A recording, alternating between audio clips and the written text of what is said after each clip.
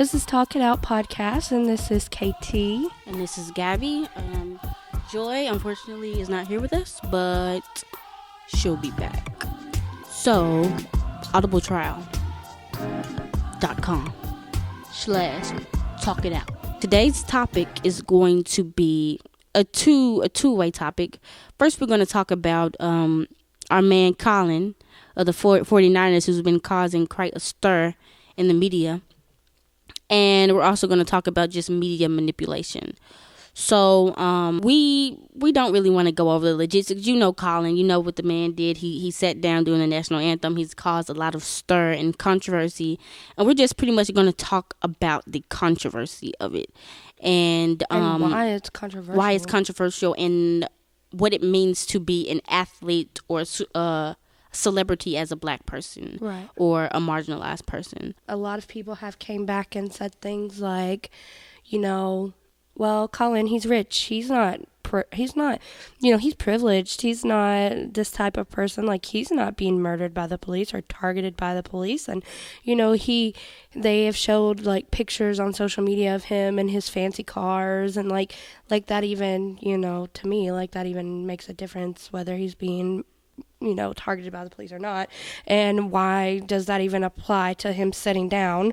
But and then there's a lot of people also saying that why is he sitting, because this is America and it's disrespectful, and like just basically going on and on about how awful of a person he is because he sat down.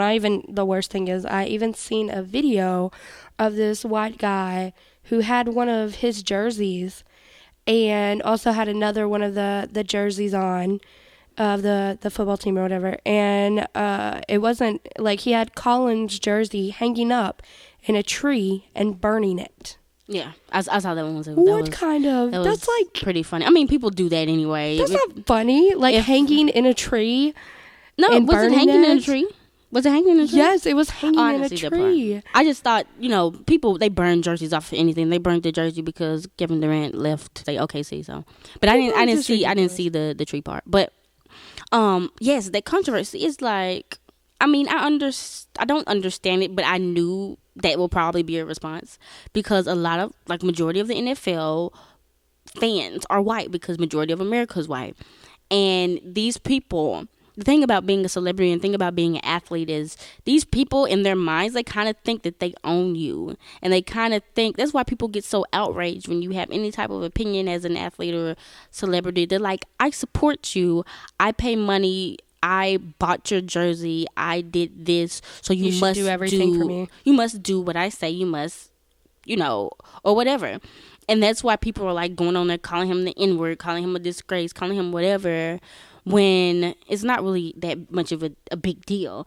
And while I was on Facebook during this whole fiasco, this woman that I'm Facebook friends with, and she's cool, and she's cool. But she shared this article, which was from a conservative website, so I didn't expect much.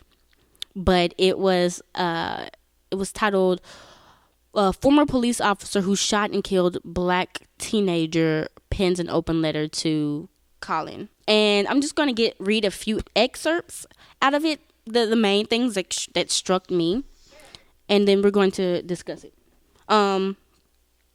So at the beginning, he's pretty much saying he doesn't agree, of course. And he says, I've read your statements a few times and want you to know I'm one of the reasons you are protesting. You see, I'm a retired police officer that had the misfortune of having to shoot and kill a 19-year-old African-American man. And just like you said, I was the recipient of $3,000 a month. Then he goes on to how there's not much to make ends meet. We're talking about how they both wear uniforms. And he's like, yes, I know your uniform has probably had some blood on it, getting my artery almost ruptured or whatever. And then he's like, okay, I guess that's where our similarities end. I guess that's where similarities end. You entertain for a living, and almost 800,000 others around the country serve and protect. Are there some bad apples within my profession? Absolutely. They need to be identified, fired, or arrested. But the vast majority do the right thing, the right way, the right reason. Did I mention seconds before I shot, an elderly African American gentleman walking down the street turned to my partner as I rode past and said, "Get them." Get who, you ask? Okay, I'm sorry, but what how does that even matter? Like, why did the police officer have to include that? Get him. Like, But no, listen to the rest of it. Listen to the rest of it. like, Get who, you ask? And this is not a quote. This is what the guy is saying. The thugs terrorizing an otherwise good and decent neighborhood, home to dozens of good and decent African American families trying to raise their families in communities not protected by gates and security guards. No, these folks and families depend on Americans' law enforcement. I have buried 7 friends killed in the line of duty and 3 others who have committed suicide. I attend more funerals than I care to remember. Yada, yada, yada. I'm sorry that you're losing endorsement deals. That's pretty much it. So, pretty much the gist of the thing is, you'll never know my life. I have a worse life than you. So, I don't want to hear you complaining. Hopefully, the boy was armed when he killed him. But yeah, the black people, they wanted me to get the guy. They didn't say kill him. They just said get him. They wanted me to get him, so therefore I murdered him. It was justified because the black people wanted me to do it. And it's just like, you address none of the issues. All you said to address those that were doing wrong was there are a few bad apples, right? So, like, you're not taking responsibility. You're not taking responsibility because there are not a few bad apples. There have been investigations done by the Department of Justice saying that a lot of these police in these big metropolitan areas, even the small ones, are filled with racists. And not even that, they encourage racism in their practices. They encourage you to get the black person. They encourage you to get whatever. So it's a culture of it. It might not be blatant, even if the police officers are not themselves racist. The culture of it and the way that you police is racist. And all Colin was saying was, there are injustices done. These police are getting off. He didn't address the police that are getting off with killing these people. These police are getting off. They're not serving any time. They're getting paid after killing these unarmed people. And all he can say is, well, I killed somebody too, and I had to get paid, because if I didn't get paid, we probably would have lost our home or whatever. Not to mention, he said it was like $3,000 a month. Now, I don't know about you, Gabby, but I don't make $3,000 a month. And living on $3,000 a month would be balling for me. I would be rich. I mean, not rich, but I would be able to make it. I wouldn't have to worry about bills. I would still be able to eat. And like right now, I obviously make a lot less than that. I probably make half of that in a month. So it's that's not even you're not struggling, and you're not even doing any work. Right. That's the thing. You're getting paid. You're not even doing any work. You're getting paid to sit on your butt at home. Like, it's just, I don't know. It's just so, and that's the thing that's gotten me with the controversy. I mean, I don't really care. Ain't nobody. I'm sure the Colin dude don't really care. Maybe he's losing endorsements or whatever. But as far as he knew that. As far as just the fans being angry, I'm sure he's not crying at home over these fans. But it's just the audacity of these people. They're talking down to him. They're not even listening to the grievances. And all they can say is, the only point anybody can say when they're trying to defend or trying to come against what we're saying is black on black crime. That's pretty much what the guy was saying. He was saying, there's a black dude right here and he was terrorizing this black community, so I did what I had to do. What does that have to do with what we're talking about? What does that have to do? And then they're like, why don't you protest black on black crime? Okay. But the way to protest black on black crime is not to sit down during the national anthem. The way to protest a judicial system that is unjust is to sit down during a national anthem. Like, if I want to protest black on black crime, I shouldn't be protesting. I should be doing action. You know what I mean? And community-based things. Right. Yeah. It's just crazy, and people don't want to deal with the issues, so they always go to that, and it's so annoying.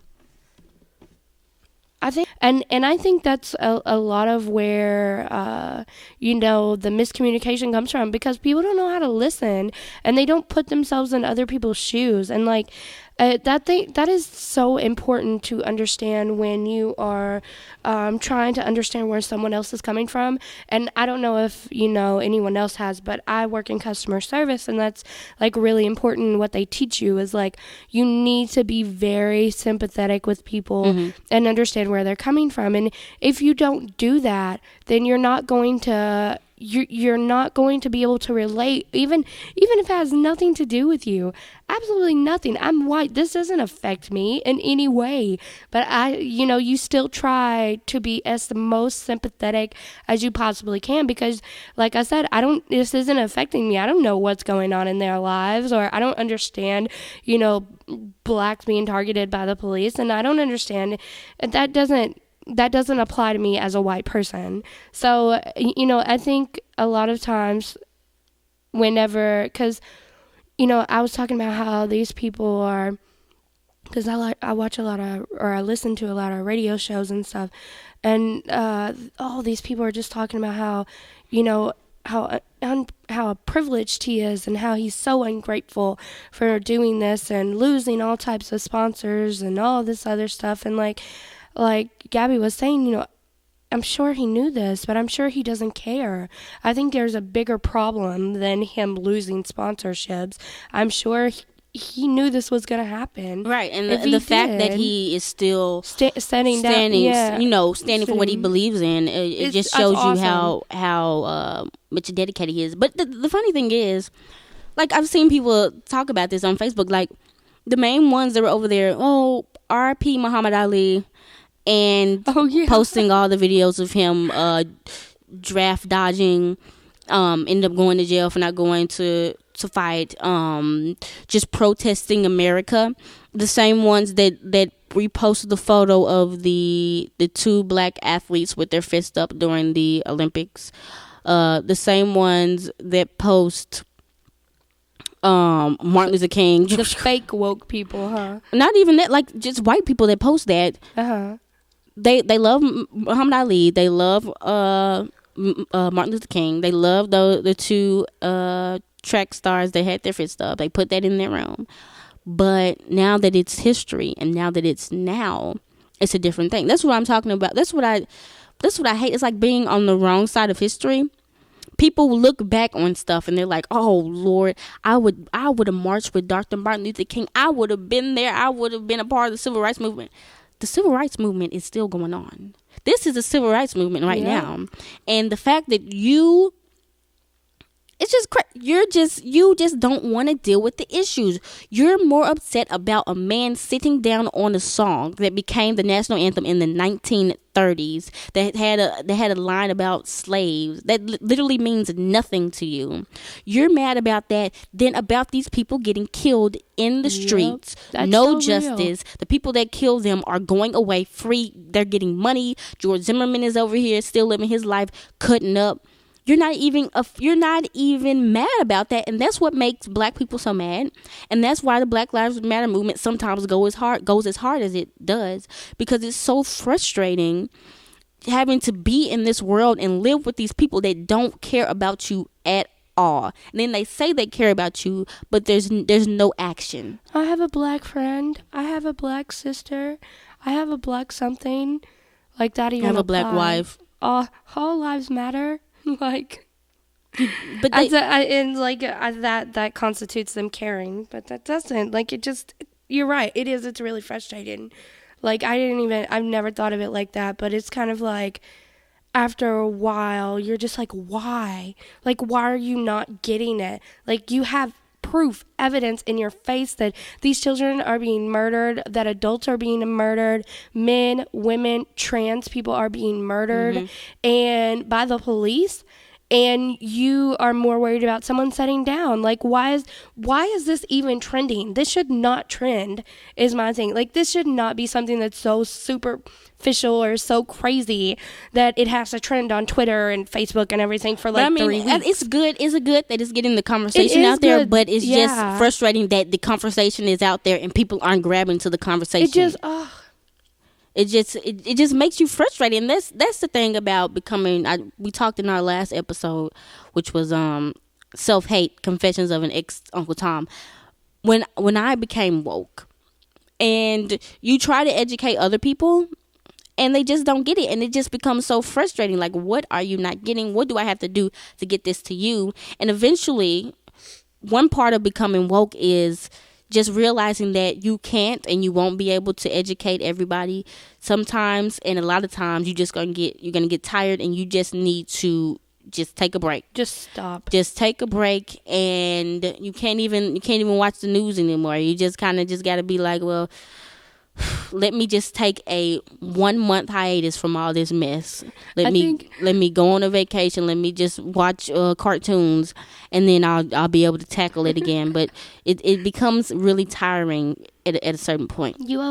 I think if you've gotten woke, you've got to that point where at first you were like, oh my god, I'm so enlightened, let me tell everyone, let me comment on everything on Facebook, on Twitter, Instagram, and tell people that they're wrong, or let me do this and educate, and I'll feel like I'm doing something as an activist or as a feminist, or what you identify as a womanist.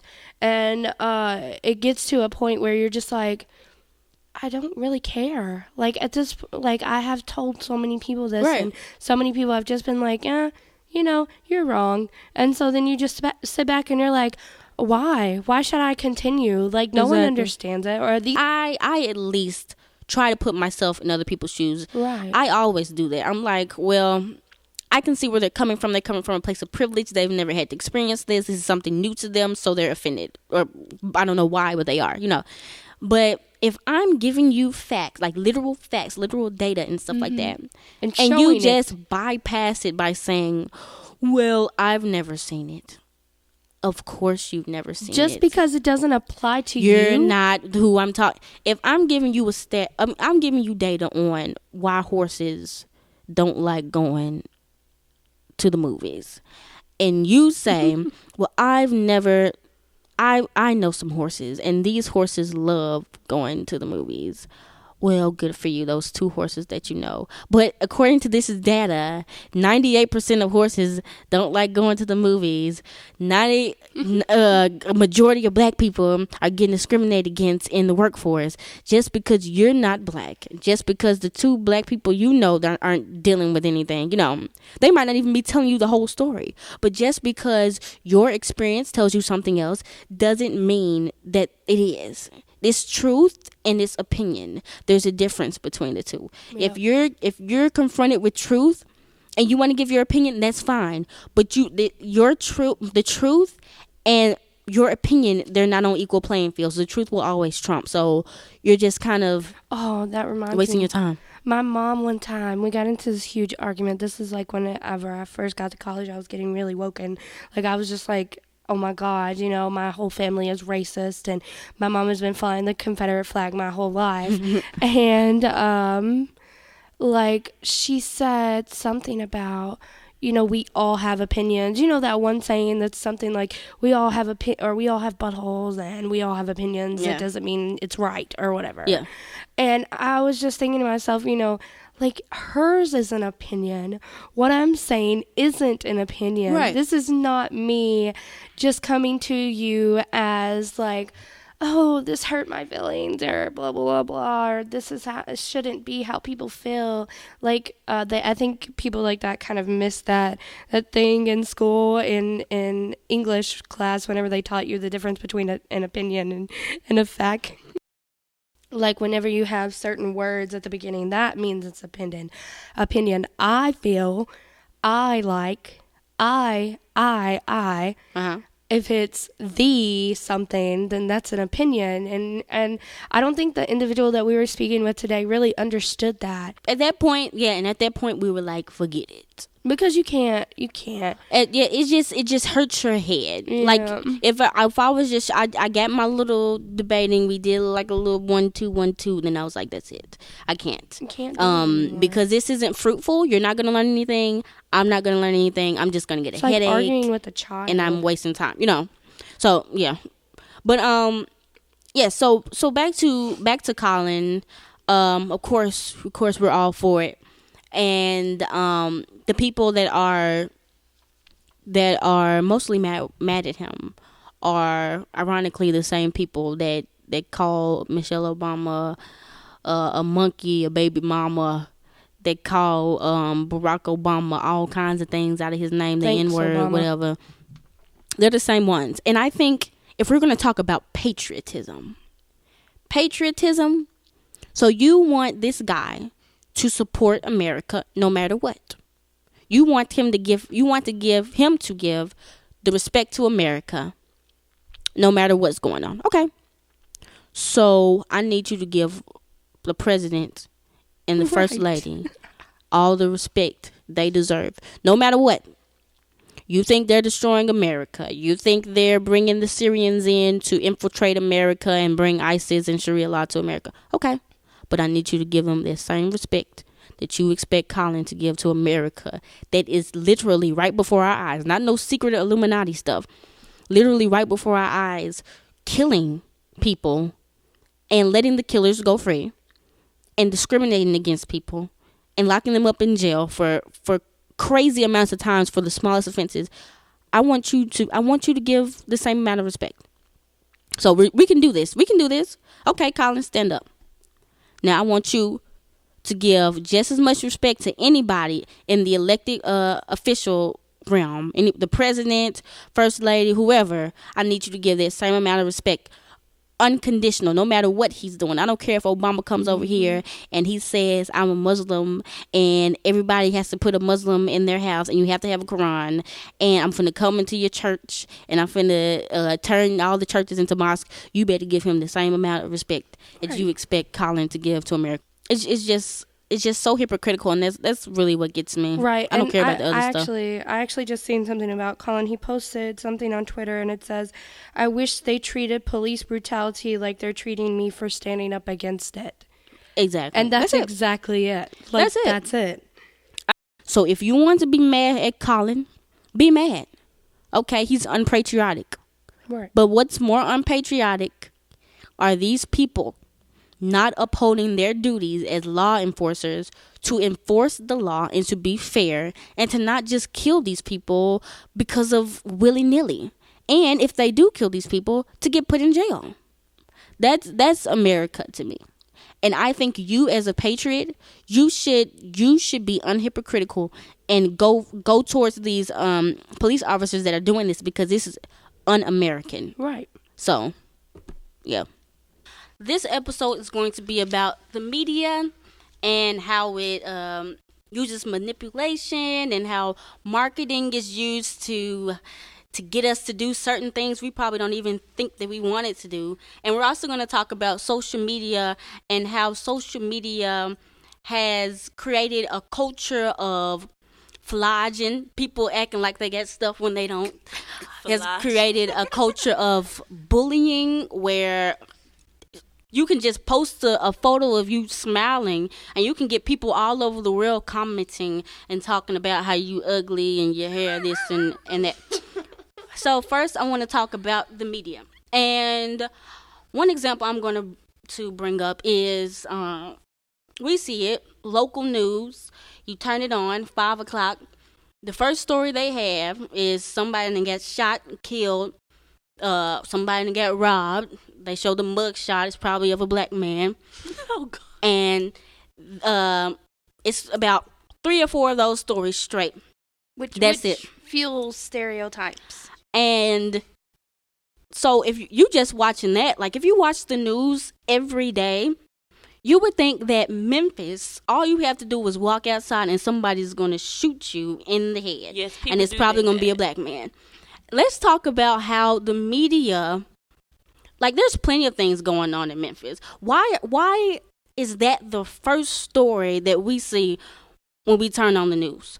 Why is it those types of stories? Why isn't the first story a positive story about how this class of 2016, they all graduated or something like that? Can we talk about that? I'm sorry to say, okay, this is Joy. As you guys know, in my last podcast, I told you all that I graduated with a degree in broadcasting media, and what they teach you is that these are the stories that people want to hear. Nobody wants to hear a good story. People only want to hear negative. What they teach you is that you have to have hard hitting, hard hitting, hard hitting. Oh, let's throw in a kicker, something fun with bunny rabbits or anything like that. But they do teach you a hard hitting story has to tug at some kind of emotion, whether it's hate, whether it's tearing, crying up, sadness. They want you to go for those emotions, something that'll provoke a response. And here in Memphis, we've gone blind. Nobody is responding anymore because it has conditioned us to think, oh, okay, it's just another person getting shot. It doesn't matter. But when you step outside of Memphis, for people who do not live here and do not know the everyday life of Memphis, they truly think that Memphis is a super dangerous place, that you can go to the airport, come out, and be shot. Trust me, I know this because when I went to school and I used to tell people that I was from Memphis, they used to say, "Oh, you're from Memphis? You talk so well. Oh, or you from Memphis? Do you know anybody who got shot?" I'm like, what? Like, where did this come from? Like, that's crazy. So I have a question for you, Joy. Do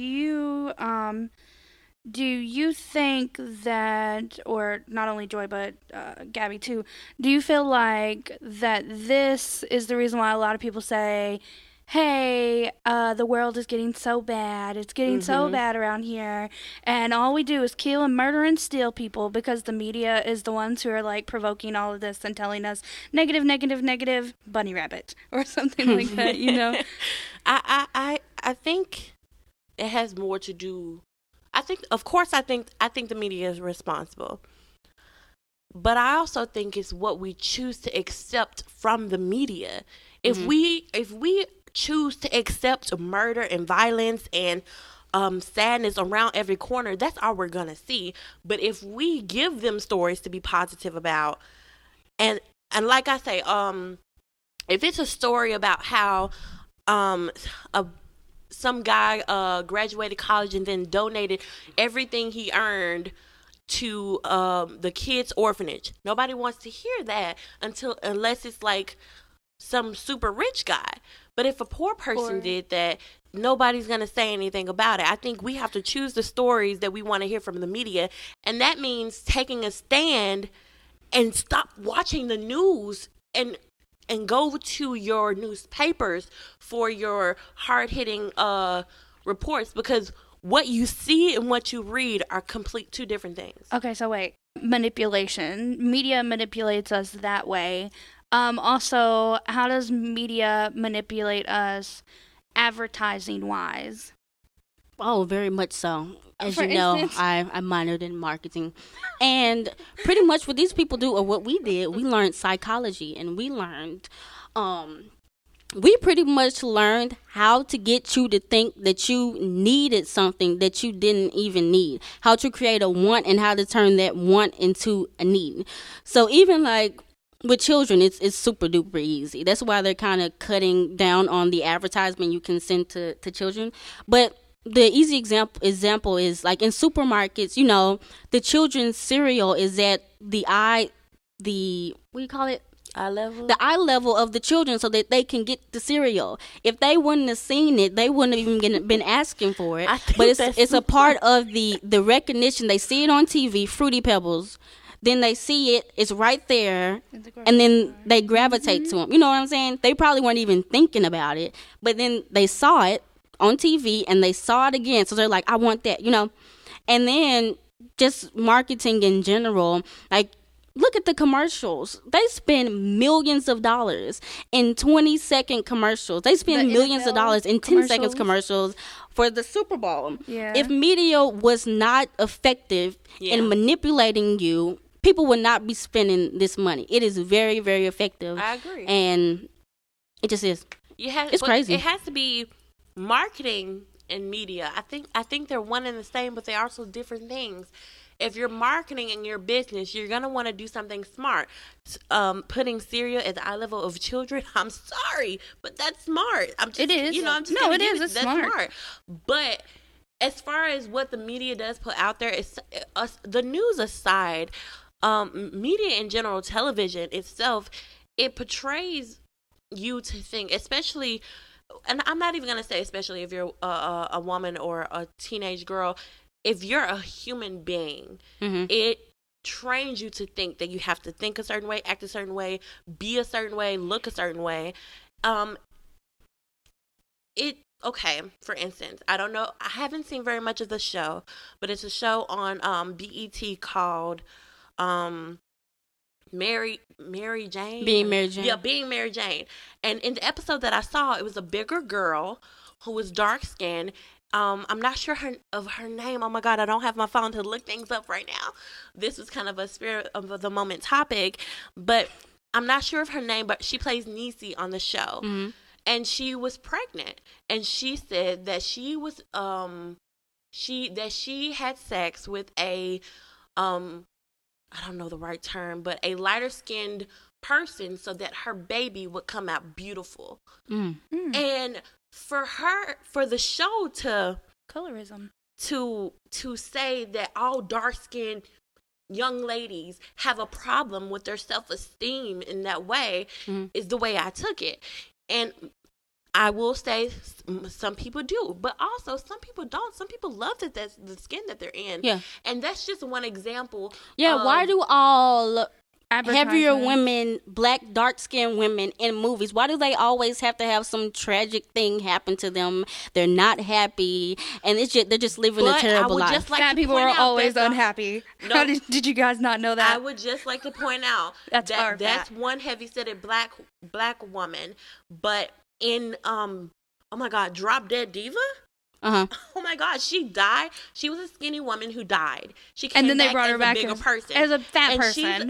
What kind of fat fat phobia? Oh my God. I don't want to say the term fat. If I say fat, I like to say PHAT, because I don't believe anybody is just fat. I believe that, Look, let's this not is get me. started on that because Anyway, But wait, that lady is white though. I'm talking about dark skinned black came women. back as a superpower high attorney who'd crushing the competition. She's got 3 love interests. Like that doesn't happen if you're the same type of person and black. That's just, it's what the media tells you are. If no matter what, if you're white, or if you're white, you're going to be successful. You may not be successful as a skinny white person, but you're going to be successful. If you're black, then you have low self-esteem issues. She's not, the girl in the show, Niecy, she's not going to college. She's staying with her aunt because her dad kicked her out. It's like, why are all these things happening to her when she could go to college? She could work through. I know plenty of pregnant girls who went to college and worked through, have a good job now, and they're not suffering the way that she is portrayed in the show. It's just that goes into how the media also reinforces stereotypes or creates even new stereotypes. Like, there aren't that many TV shows. I mean, Empire is a great show in that it has a pretty much all black starring cast, which hasn't happened since like the 90s. So there aren't that many roles for black people, and when they are in those roles, they're either just like the best friend who's just one dimensional, doesn't have a life, or if they do have a life, they've lived through some type of trauma. They're from the projects. They don't have a father. like if you're basically not a white skinny person who looks like every other white skinny person, then you're going to not get as many roles. You're not going to be as famous. You're not going to be as great as this white skinny person. If you don't, like, media basically, if you're not white, cis, and you are a straight woman, if you're not those things, you're not going to be. You're not going to be as great, and you're not going to rise above like everyone else. I think I read something. We have Will Smith. There's always one actor, black, that's either a male or a female, that rises above that, but it's only like 1 or 2. And one of them is Will Smith. He can get some good roles and stuff. And Morgan Freeman. Morgan Freeman, he's just become just like he either But plays he's a old. grandfatherly Well, he's person old that now. helps He's not as that young helps as the he whites is. find their way.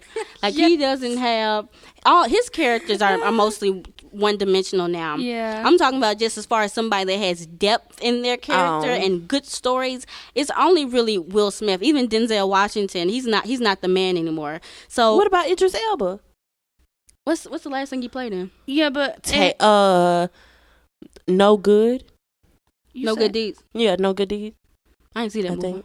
What's Taraji? But I mean, he's not as big. He doesn't get roles like Will Smith. And then as soon as they said they were going to have him as one of the superheroes or whatever it was, everyone was like, no. No, it's James Bond, yeah. It's James Bond. They were like, no, See, that's why I don't James watch Bond Marvel is or white. with DC How could or you? none of that.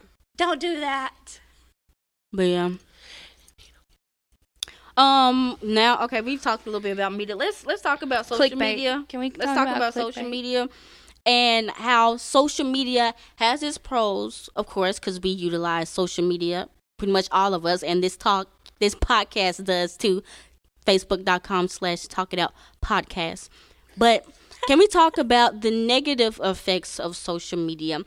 How, like, they've done studies and getting likes on your profiles and stuff like releases dopamine, and it's like a high, and people they striving to get that high, and how it's like It's unhealthy. There was actually a Facebook scandal that happened in 2014. I looked it up.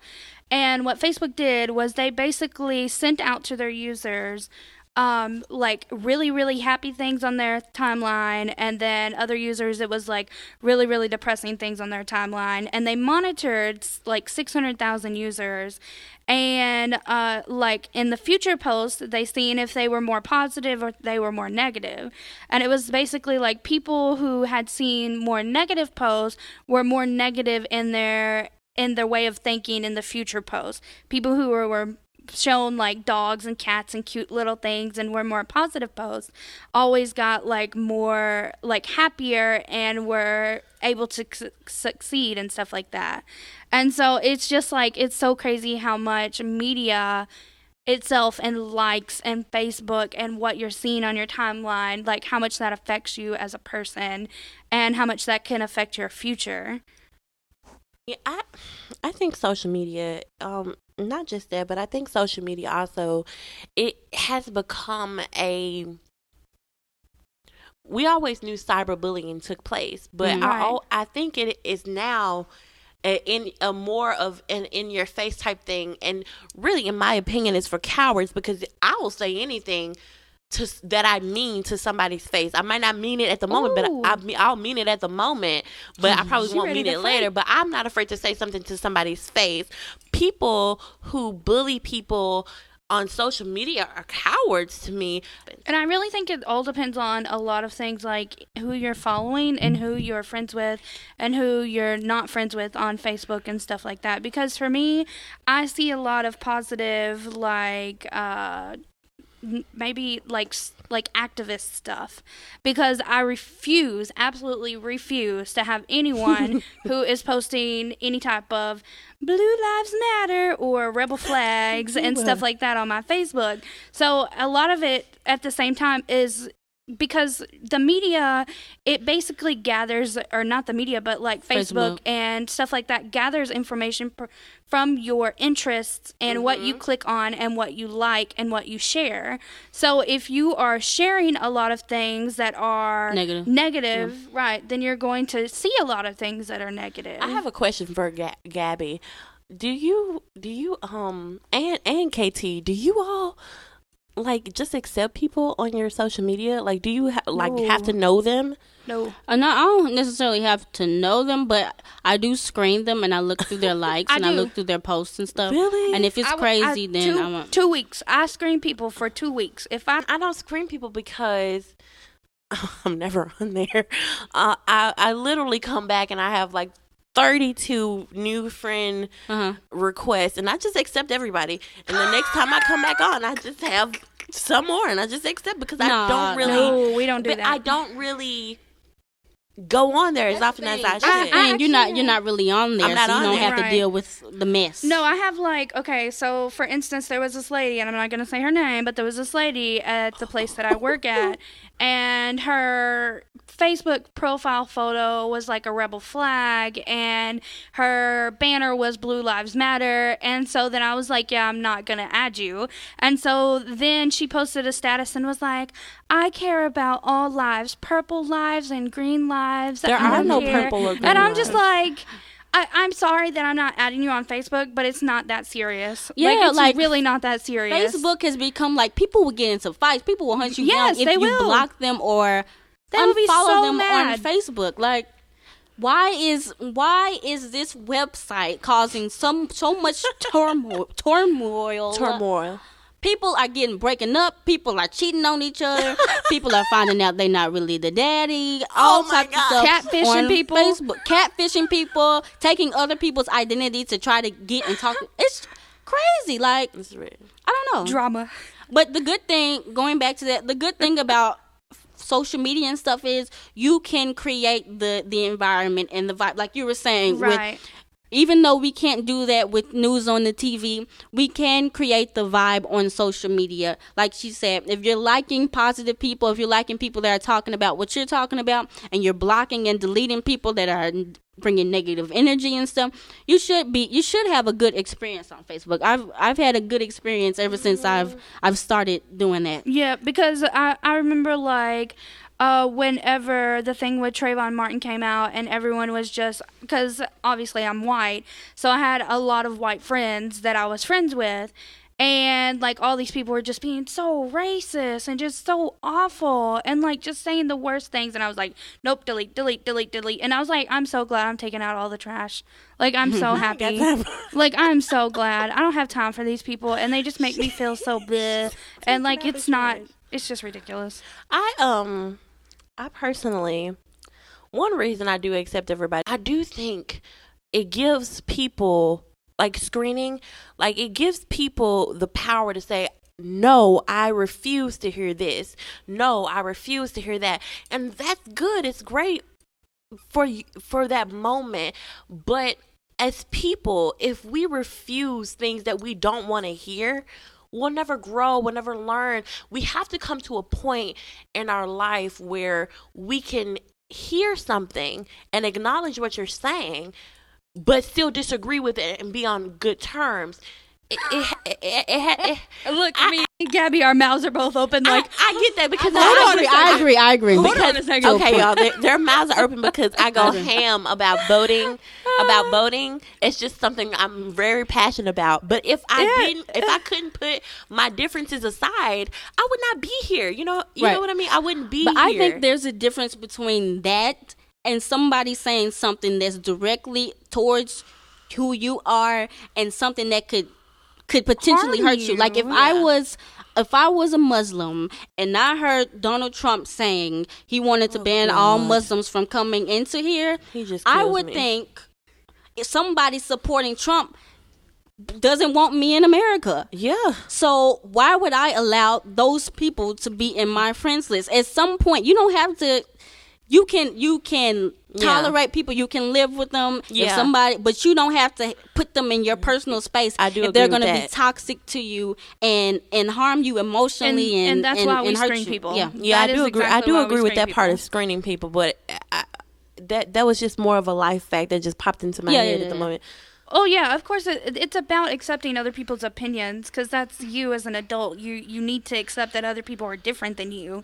But I don't have to accept that Jim Bob is over here using the N-word on Facebook. Like, I don't have to. So I can delete him and be like, bye, I don't care about you, Jim Bob, and I feel better. can't. So Who is Jim Bob Gates? just some random white person name. Oh my God! Stop! Just stop. What about John? No. That's her, y'all. I promise. We don't have a script or nothing in front of her. She's just going on. These names. Just more into the mainstream media and how they actually do control what we think of ourselves, because if on a commercial we see people who are only a certain type, then we'll believe, oh, this is the type of person that we need to be. Right. As far as in the media right now, big booties and Skinny waist. super skinny waist and big tops are in. Yeah. And I don't have a big booty or a big top, or my waist ain't skinny, so I guess I'm just out. And it bothers me to the point where in the place that I work, older women come in to try on clothes, and it's like, oh my gosh, they're buying into it too, because they're picking out junior outfits that clearly they know are junior. We have a sign that says juniors and ladies. The first place that women go to, no matter who they are, from 12 years old to 45, even 60-year-old people, they go to the junior department. Why are you 60 years old and trying on a junior that goes into the marketing, creating a need. If people think they are perfect the way they are, they're not going to buy your makeup. They're not going to spend money on these clothes. They're not going to get this car. But if people think they're inadequate, if they think they're ugly, if they think they need to compensate for something because they're too short or too tall or whatever, they can buy whatever you want. So a part of marketing is making people think that they're not worthy or they're not good enough. So I think that's important to think about as well. I also think that the media has not only it's conditioned us to say not only is younger better or older better, but thinner better. I think it makes us forget, if I'm 50, why would I want to go back and be a teenager again? Because of the fact of the matter is that I've lived through this already. I hated high school. I hated school in general. I hated high school and middle school. I would give nothing to go back to high school, simply because of the fact that I've been through that. I lived through that, and I can now educate somebody else about that. Yeah. Well, why would I want to go back to I can understand. Everybody has regrets, and I wish I had done that. But if we live in our regrets, we're never gonna go towards our future. Which is why I hate the whole, I want to be my high school weight. You are 45 years old. Why do you want to be the size of a 16-year-old? That makes absolutely no sense to me. You are 23 years old. I want to be my high school weight. You do not need to be the size of a 16-year-old. You are not 16. You're 23. It doesn't make any sense to me. And you're a grown woman, and you want to be the size of a 16-year-old. And that's why I think. And we're not body shaming. I mean, we're not. That's not body shaming, because we accept all body types and all sizes. Right. We're just saying be comfortable with who you are. Because the thing is, if you're always striving, like you said, if you're always striving to go back to the younger days, you don't have time to experience what's going on now. You're going to be 60, you're not gonna grow wishing yourself. You were 40. Right. Because you didn't take time to experience what you had right then. You're just wasting your life away trying to wish back what didn't already happen. And exactly. For what? This is not a TV show. We don't have a time machine. Right. But yeah. I just wanted to point out that we're all on one accord with that. Oh my gosh. First time about Black Lives Matter. Yeah, we were kind of maybe on one accord. But we were all on one accord, and it makes me happy. Yay. Well, this has been Joy. This is KT. And this is Gabby, and that has been... What? This podcast was brought to you by Audible.com. Let's not forget that. Shout out to my Audible. Audible.com. What you reading today, Lexus, or what you listening to on Audible.com? I am going to get me a good cookbook. Yo, if you're in high school and you hate reading them books, because I know I did most of them, we got audio books for you. You can listen to it while you're on your way to school, while you're going to the gym, while you're over there supposed to be listening in class. You can do all of that stuff.